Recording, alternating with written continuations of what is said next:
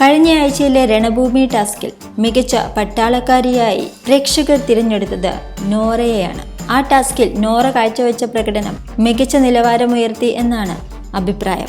വാക്കുകൾ കൊണ്ട് സംസാരിച്ച് എതിർ ടീമിനെ കീഴ്പ്പെടുത്താൻ നോറയ്ക്ക് സാധിച്ചു. നോറയുടെ ഒരു വൺമാൻ ഷോ തന്നെയായിരുന്നു ആ ടാസ്കിലുടനീളം നോറ കാഴ്ചവെച്ചത് എന്ന് തന്നെ പറയാം. മാത്രമല്ല, ആ ടീമിലുള്ള മറ്റു മത്സരാർത്ഥികളും മികച്ച പ്രകടനം തന്നെയാണ് കാഴ്ചവെച്ചത്. വിജയിച്ചതും അവരുടെ ടീം തന്നെയാണ്. വ്യക്തമായ പ്ലാനിങ്ങോടും കൃത്യതയോടും കൂടി തങ്ങളുടെ മിഷൻ സക്സസ് ആക്കാൻ നോറയുടെ ടീമിന് കഴിഞ്ഞു. ഈ ടാസ്ക് കഴിഞ്ഞപ്പോൾ തന്നെ സോഷ്യൽ മീഡിയയിൽ നോറയ്ക്ക് വൻ ജനപ്രീതി ലഭിച്ചിരുന്നു.